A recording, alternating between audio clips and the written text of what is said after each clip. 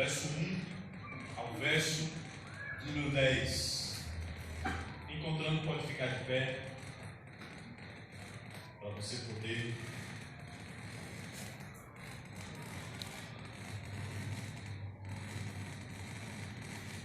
acompanhar conosco a leitura do texto. Efésios capítulo 2, do 1 ao 10.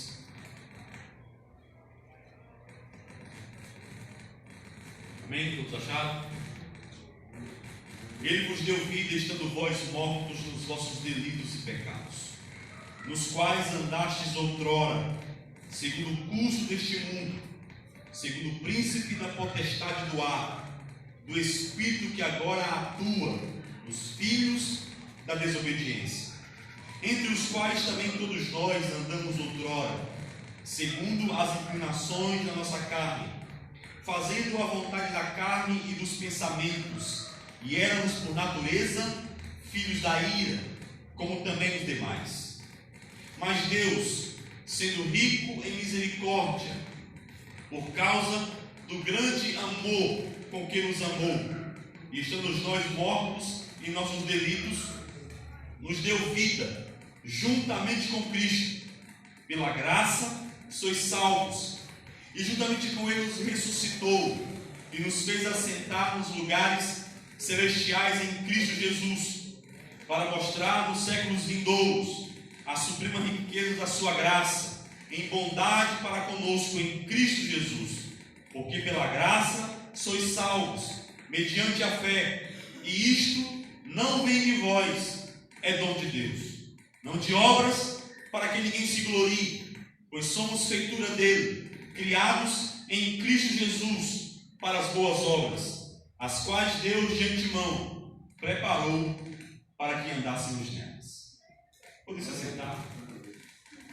Deus bendito e amado, a nossa oração diante de tudo que nós te oferecemos neste lugar, em adoração e em oração, é que o Senhor aplique a tua palavra em nossos corações. Sim, que a tua vontade de forma plena, absoluta, ó Deus, nos tornes reféns da tua graça a cada dia, para que nós possamos descobrir, ó Deus, a tempo e fora de tempo, as maravilhas que o Senhor tem preparado para aqueles que te amam. Deus, permaneça conosco, abençoa a todos nesta noite, aqueles que terão acesso a esta mensagem e aqueles que, Deus, mesmo não estando aqui, mas fazem parte desta grande família renovada neste bairro. Dispense sobre a tua graça e ministra a tua palavra em nossos corações, no nome de Jesus. Amém. E graças a Deus. Queridos, a gente vive num tempo onde as pessoas querem ouvir sempre uma mensagem que lhes seja agradável, né? E nesse desejo, muitos têm se desviado da verdade, muitos têm se afastado da graça de Deus, muitos têm se deixado conduzir pelo seu coração endurecido e pecaminoso. Quando Paulo escreve a carta aos Efésios, Paulo tem uma noção muito clara, primeiro, daquilo que Deus havia feito na sua vida, a forma como Deus o alcançou, a forma como Deus trabalhou na vida daquele homem, literalmente derrubando ele de um cavalo, para fazê-lo entender não apenas quem era Cristo, mas aquele por meio de quem, a partir daquele momento, Paulo deveria viver.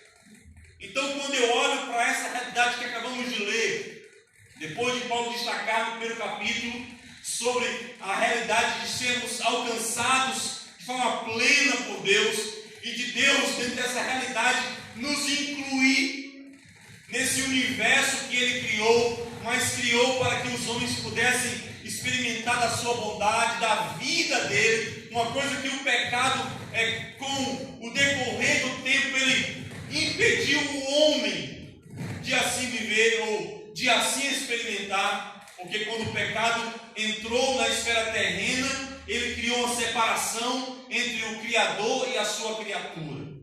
Ele construiu um muro entre o homem e Deus, fazendo que este homem agora pudesse andar de acordo com os desejos do seu coração pecaminoso. E é diante dessa realidade, então, que Paulo vai destacar também no capítulo 2, um contraste entre o homem com relação à sua natureza pecaminosa e aquilo que Deus tem preparado para aqueles que estão em Cristo. O texto do capítulo 2 é um texto muito rico.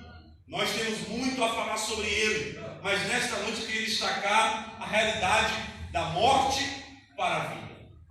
Paulo começa dizendo assim: Ele vos deu vida, estando vós mortos nos teus delitos e pecados. Então é Deus quem dá vida ao ser humano, tanto a física quanto a espiritual. E é interessante porque o texto mostra para nós a condição humana. E o homem precisa compreender a condição dele perante Deus. Uma coisa é eu estar em Cristo, outra coisa é eu estando fora de Cristo, não servindo a Deus, vivendo conforme os meus desejos e vontades. Isso fica muito claro para nós no versículo 1 a 3. O homem está morto. O homem está morto. Essa é a condição da humanidade perante Deus. Mortos nos seus delitos e pecados. E aí Paulo vai destacar de forma muito clara: nos quais andastes outrora, segundo o curso deste mundo, segundo o príncipe da potestade do ar, do espírito que agora atua nos filhos da desobediência. Paulo aqui traça um parâmetro muito claro. Além do homem estar morto, e é óbvio que essa é uma linguagem espiritual, você vê pessoas caminhando, pessoas fisicamente fortes, pessoas fisicamente saudáveis, pessoas que parecem que têm uma saúde de ferro, mas espiritualmente elas estão mortas perante Deus. Elas não conseguem adorar a Deus, elas não conseguem fazer nada que possa agradar o Senhor, porque elas estão mortas espiritualmente.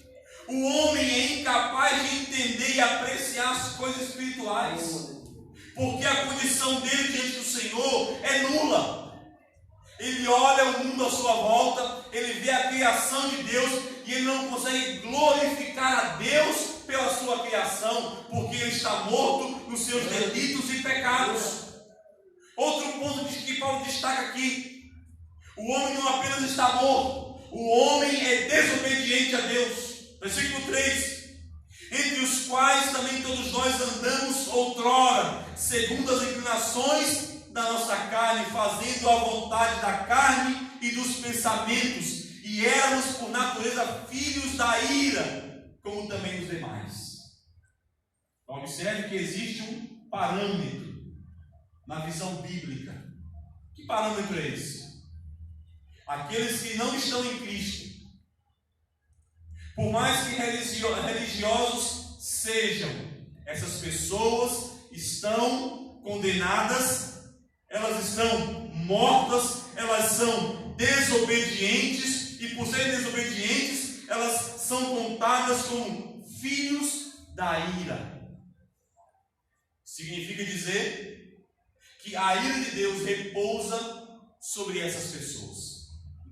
É por isso que a igreja do Senhor, é por isso que nós cristãos não podemos deixar de anunciar o Evangelho.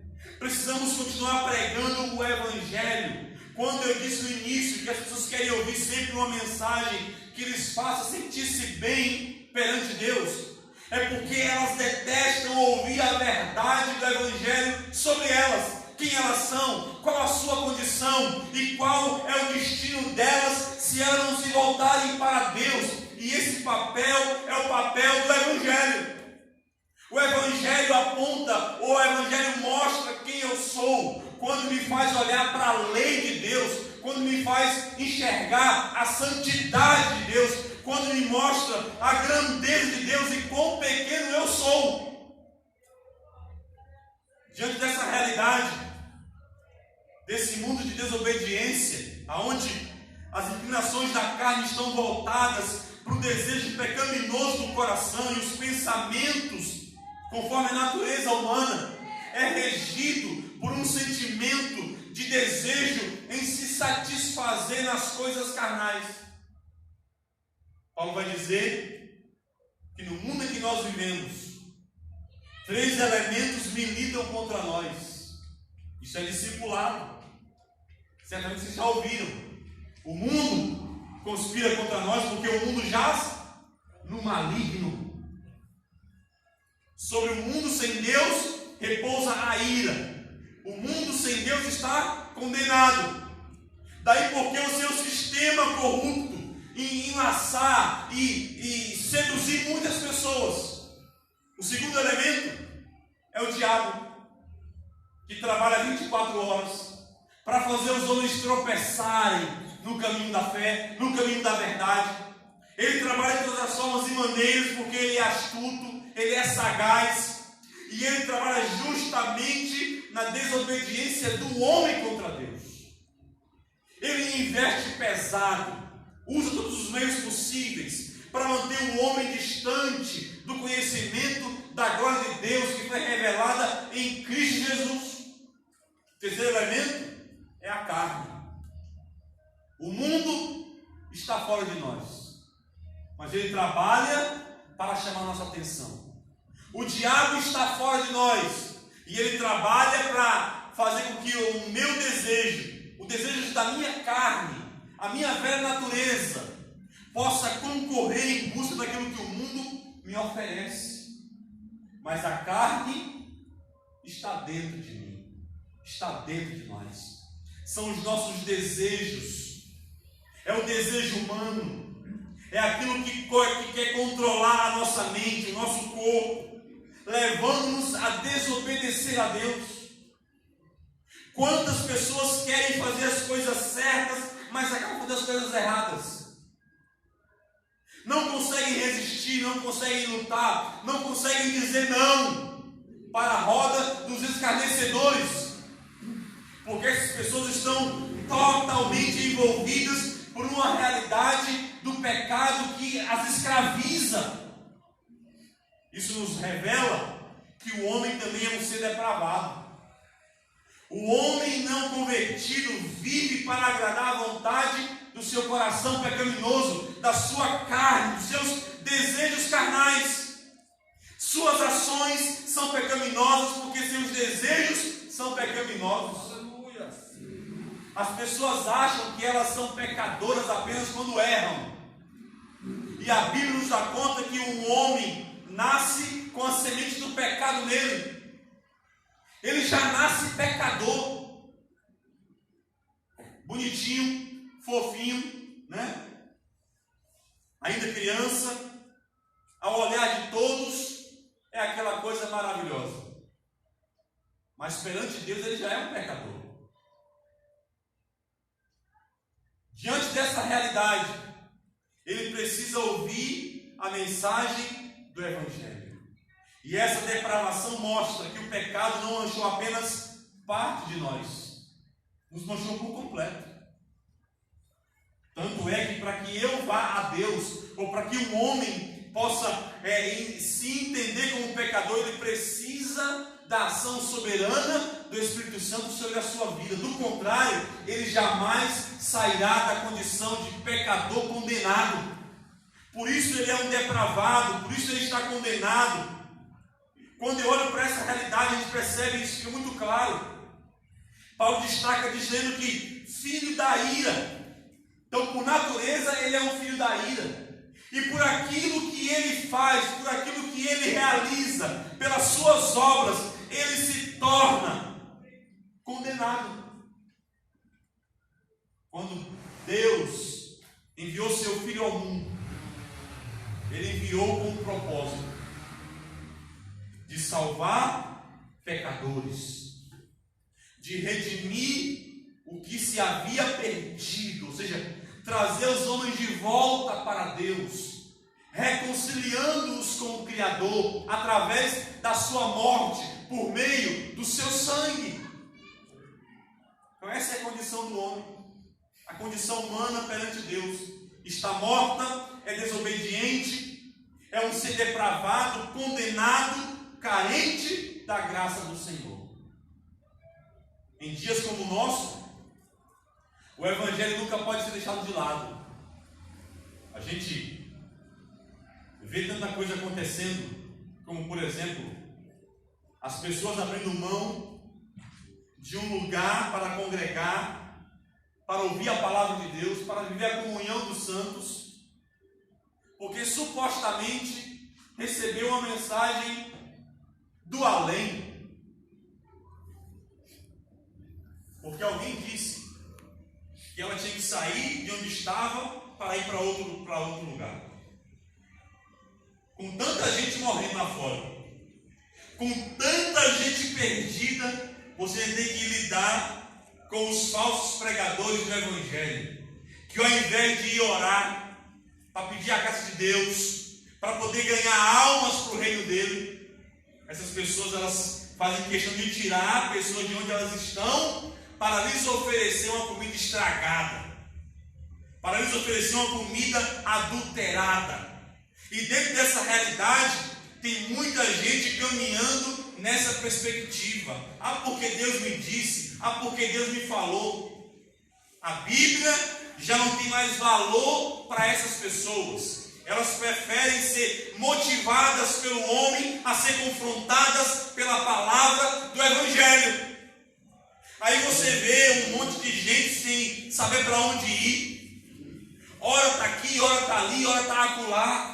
Porque precisam do verdadeiro alimento que é as Escrituras Sagradas. O alimento de Deus para a minha vida, para a sua vida, não é o que eu digo, não é o que eu penso, ou não é o que eu vou profetizar sobre você. É o que a Bíblia deixa registrado para os nossos corações. Aliás, tem gente que fala assim: eu quero profetizar sobre a tua vida. Já viu isso? Só profetiza prosperidade e coisas boas.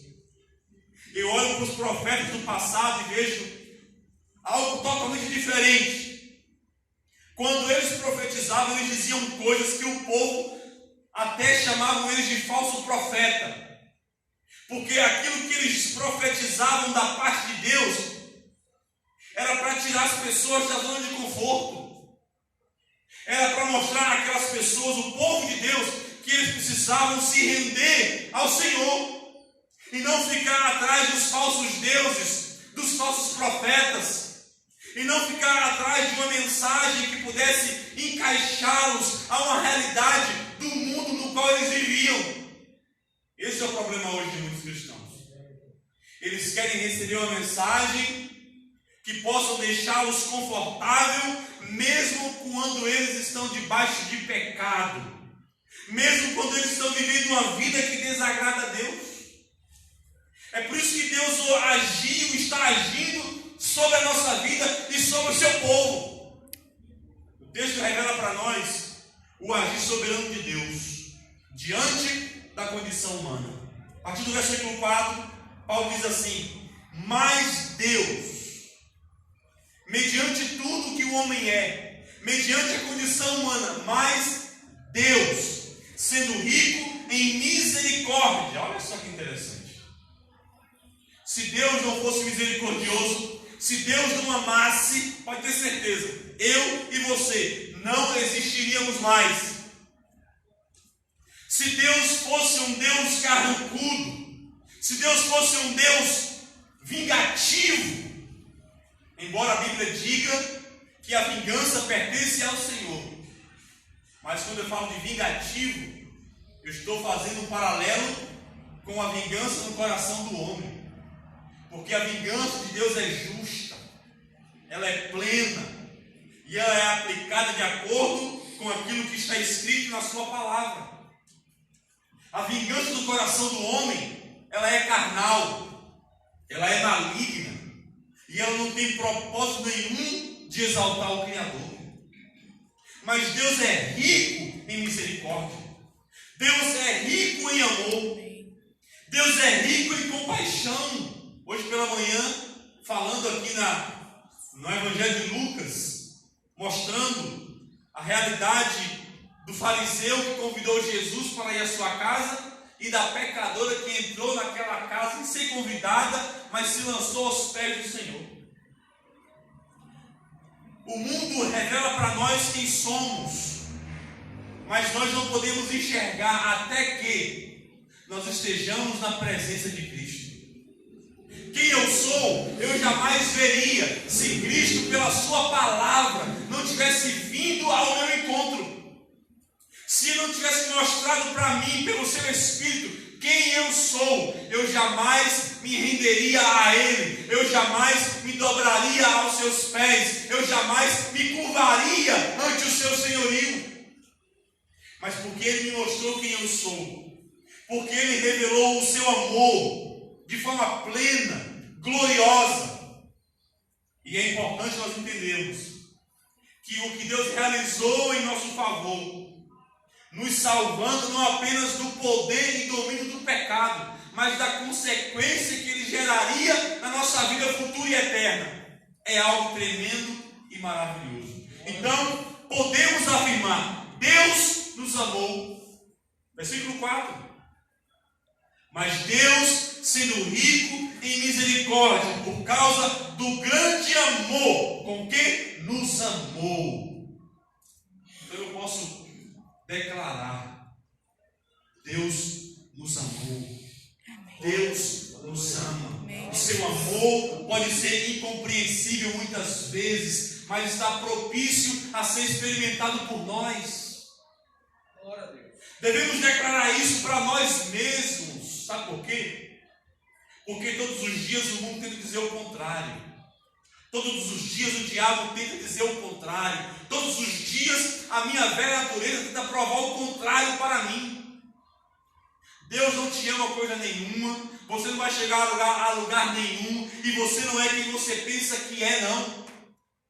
Você acha que Deus, o Criador, o Senhor, o Soberano, está se importando com a sua vida? Mas a palavra diz que Deus é rico em misericórdia.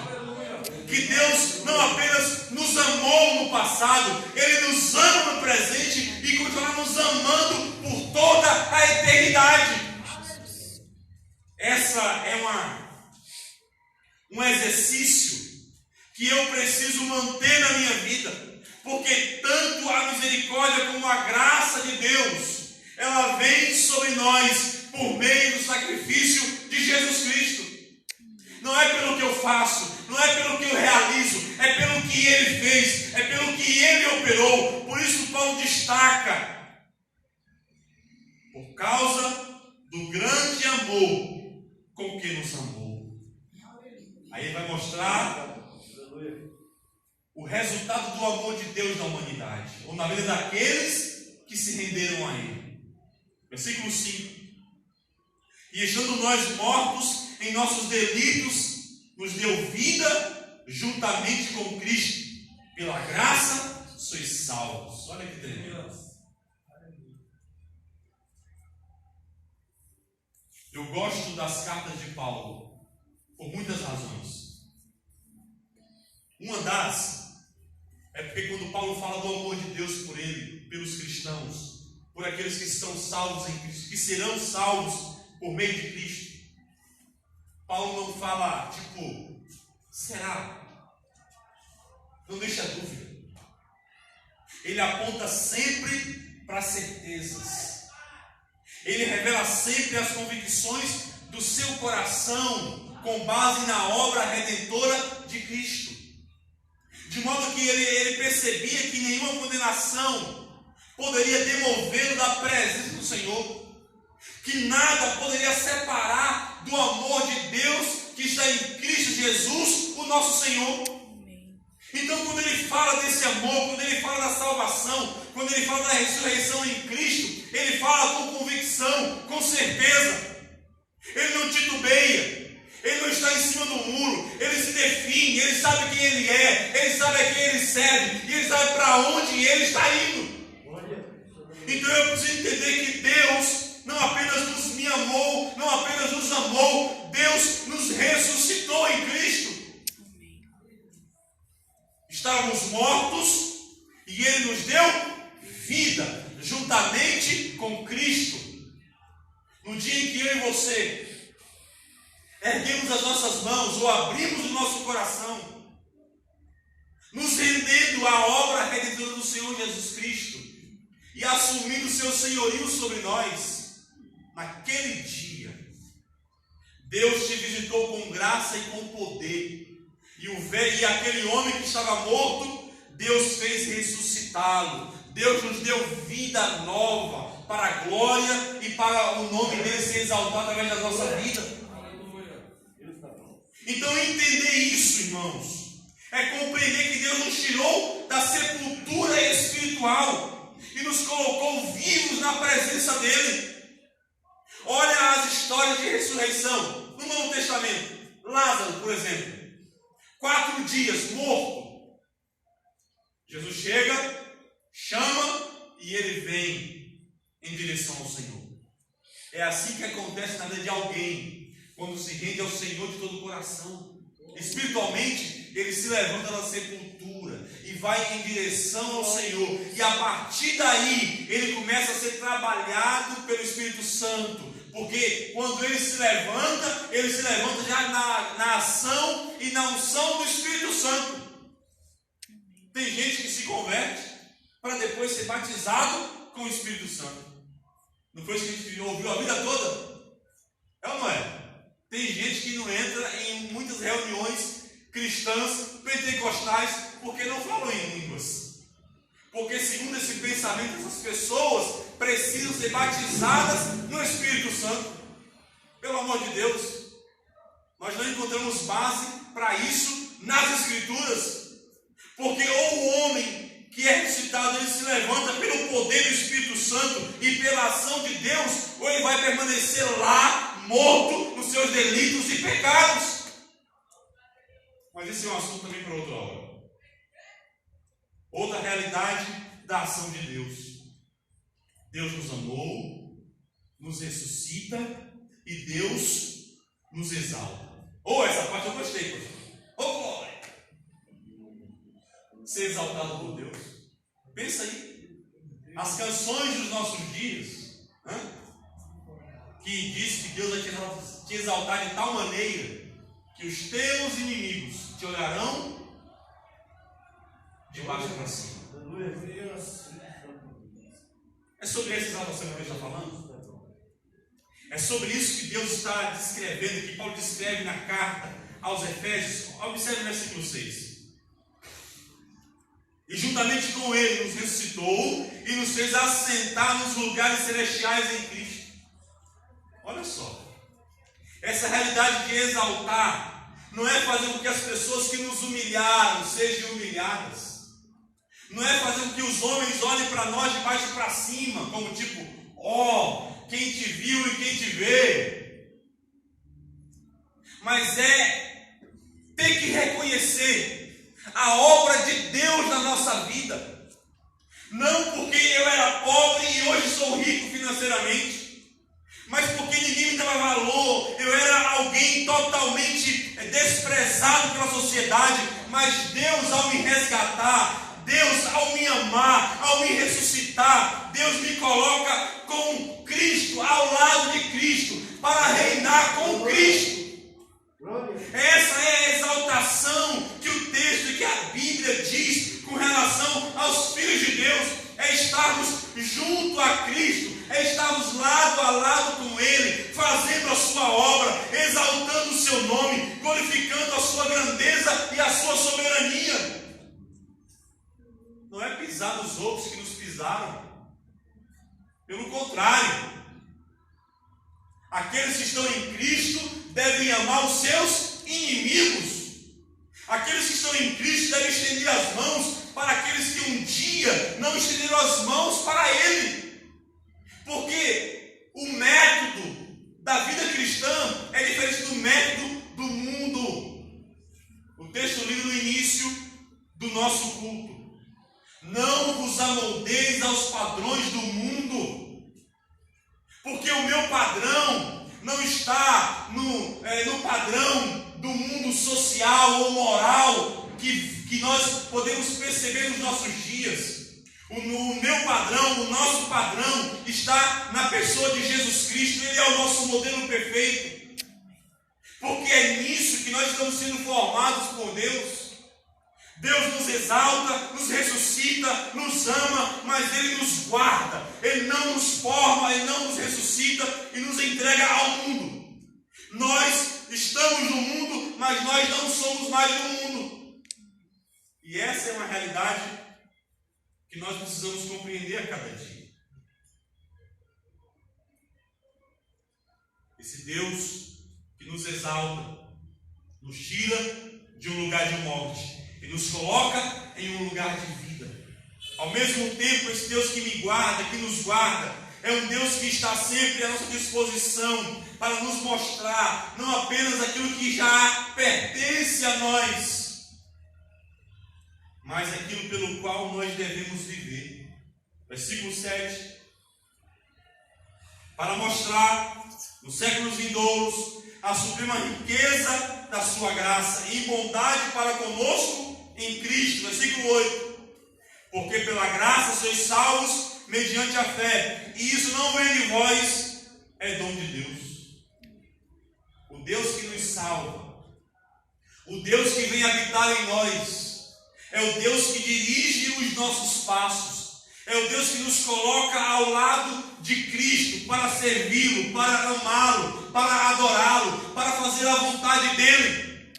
O Deus que nos exalta em Cristo, nos permite reinar com Ele, é o Deus que nos guarda de todo mal, porque Ele tem um propósito para com as nossas vidas, e é glorificar a Deus todos os dias da nossa existência.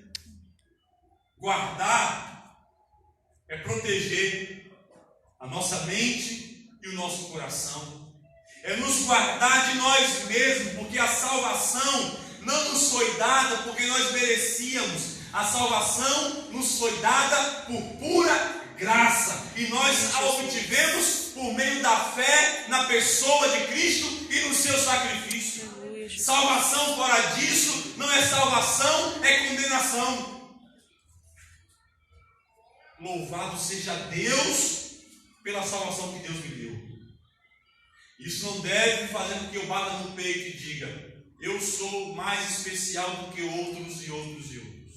Pelo contrário, se Deus me deu essa graça de estar nele, de viver para a glória dele, de olhar para tudo aquilo que ele fez, tudo aquilo que eu estou fazendo, e perceber que por mais que eu faça, ainda é pouco, isso me faz me render ao Senhor, cair de joelhos perante Ele e declarar a minha dependência dEle. E por último, é importante nós entendermos que quando Deus nos resgatou, quando Deus nos limpou, quando Deus nos deu vestes novas, quando Deus nos deu uma nova mentalidade, porque a Bíblia diz que nós temos a mente de Cristo, quando Deus nos dando essa nova mentalidade, nos ampliou a visão espiritual, nos permitiu enxergar o que não víamos no passado. Quando Deus trabalha dentro dessas realidades, Deus também mostra para mim que Deus está trabalhando ainda em mim. Então nós somos uma obra inacabada nas mãos de Deus. Somos salvos, estamos em Cristo, reinando com Ele, mas ainda não somos plenamente o que haveremos de ser. Versículo 9.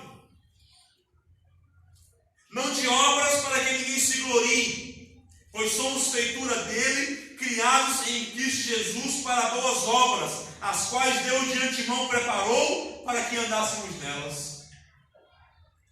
Quando Deus está moldando a minha vida, em alguns momentos dói, em alguns momentos meio que machuca, porque eu sinto um aperto de Deus. Isso significa que Deus está trabalhando na minha vida. Ele está terminando a obra que Ele começou e que vai dar ponto no último dia do Senhor. Aquele que começou a boa obra é fiel para concluí-la, para levá-la até o dia de Cristo.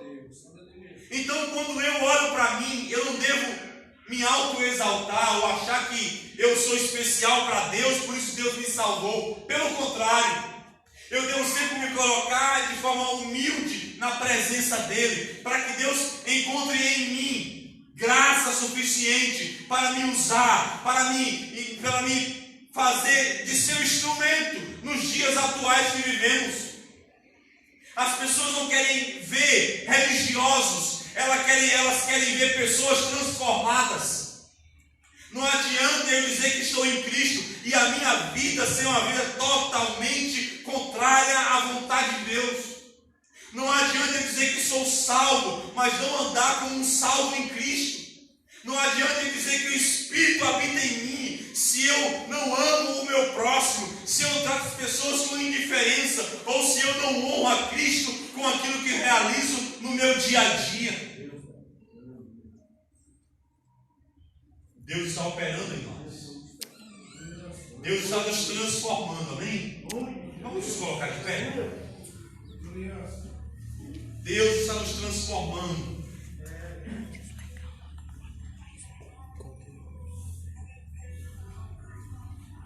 Queria chamar aqui o prefeito Jair, ele que vai estar ministrando a ceia nesse momento. Antes de passar para ele, vou encerrar fazendo uma oração. Lembre-se, Deus nos salvou com um propósito. Deus nos tirou da morte para a vida. E essa